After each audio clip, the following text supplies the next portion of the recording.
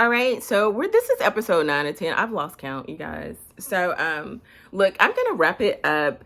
I will probably revisit in other stories that I tell, but in this story time about how deliverance became a part of my ministry. So I'm working at this finance company. They've pivoted to me. I've gone to HR. They were less than helpful. And but the pushback that I gave was enough to make the supervisor like back off me directly, right? She directly in terms of physically. And since she knows that my focus is on her because I know she doesn't know anything, what she starts to do is get one of her flunkies to do more of the attack as opposed to her. So she knows enough as the head of the snake to make one of the flunkies, the two people on the side of her, do the dirty work. So now when someone new is hired to the job, in that 5 years that I was there, so I watched the first person leave, then Kim leaves, that's number 2 in my first 2 months. There would be people at our office that were a part of our team, but they were in Florida. They would do the same, I'm going to keep you late at work, you're going to miss your deadline, that kind of thing, be frustrating. And the person, one of the ladies, like she fell out at work. Like the ambulance came and it was some extra stuff and she was under stress and, she ended up leaving the job as well. We get more people in the office where I was located. And I think she worked really hard to not have them befriend me because she felt like if I knew that she was harassing them, that I would try to help them. Like, oh, she's done that before. What you got to do is this. Like, I noticed that pattern in the period of time I would be there. But this is what people should be careful about. So when someone knows you don't know about spiritual warfare, or you have a weak prayer life, or you're weak in the knowledge. We die for lack of knowledge, and you don't have knowledge of spiritual things, that life is spiritual. Whatever manifests in the natural is started in the spirit realm. When you don't know that, and they know you don't, because they're in the spirit realm. They're just on the side of Satan, right? Satan has a kingdom, God has a kingdom. I'll say that over and over. They're 2 kingdoms, right? And so they know how to pray. They know how to their God, which is Satan. They know how to make sacrifices, build altars to him. They know how to do that. And get results, right, of wickedness. And they know you don't know how.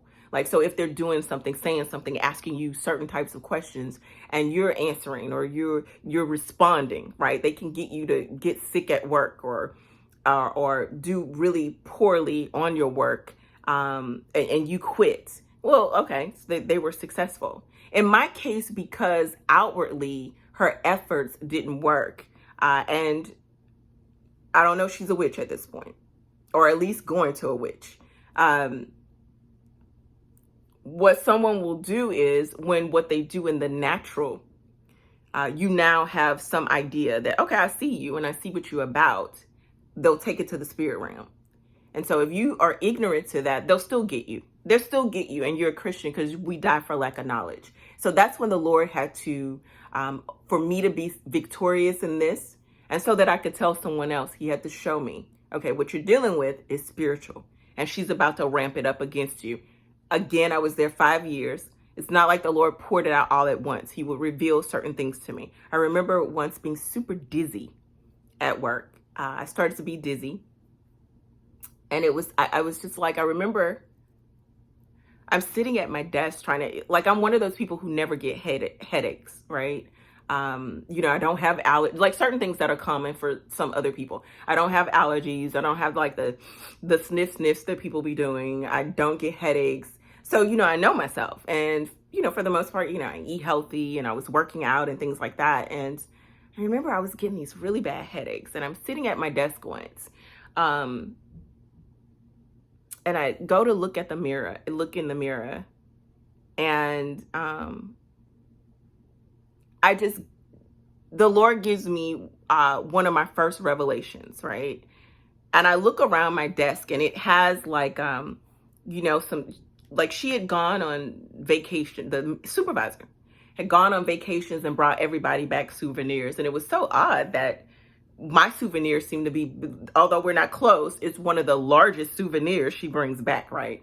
So it's just on my, to be nice, is on my desk. Along with, I didn't have a lot of stuff on my desk, but, like your stapler, and I had a mirror and some other stuff.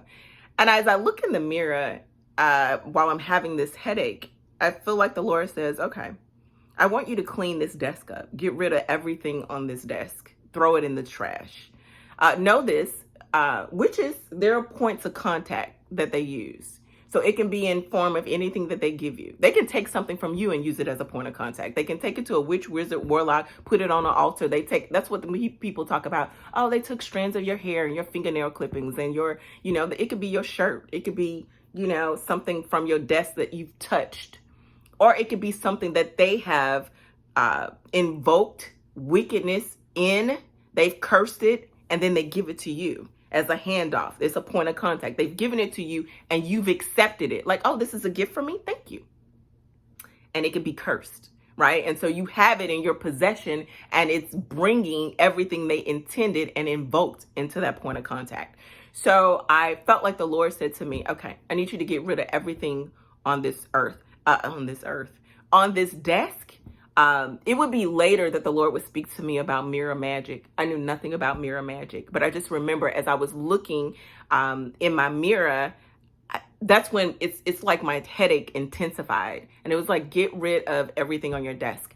So I came in on the weekend, cleared off my desk, and I was under my desk doing I pulled out the garbage can and some other stuff, and I found like this powder and some other stuff underneath my desk. And I was like, okay, we set that on fire, boo. We set it on fire.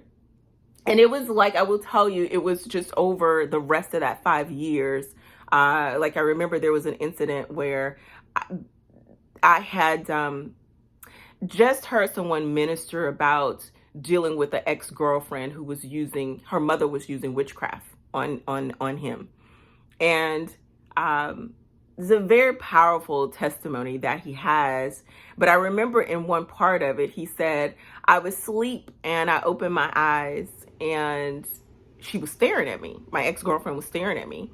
And she was wearing this necklace with like this hideous charm on it.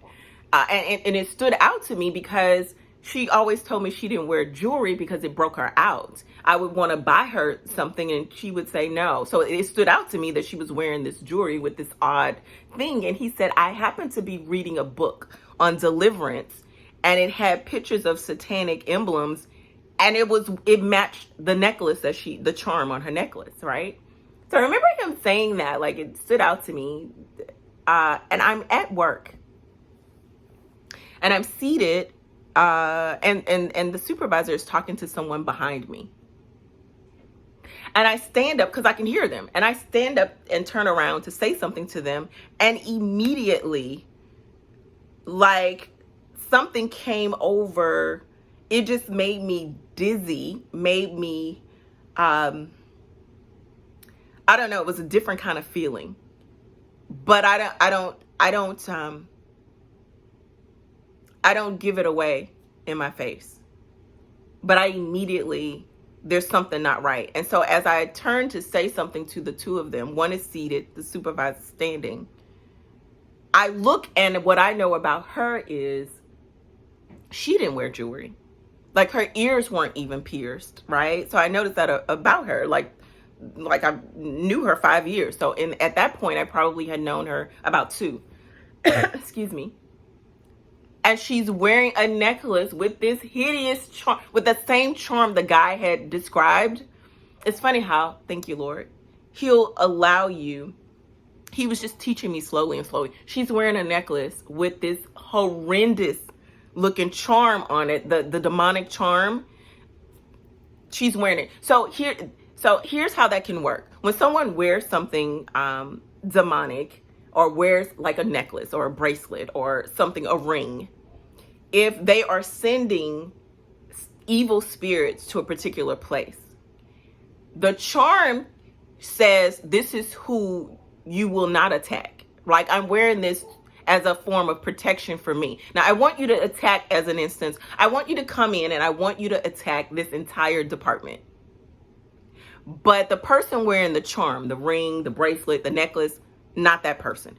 Sort of like, it's Satan's perversion of the Passover, right? When the children of Israel were being ushered out of Egypt, before they do so, they put blood on their doorposts, and the death spirit, the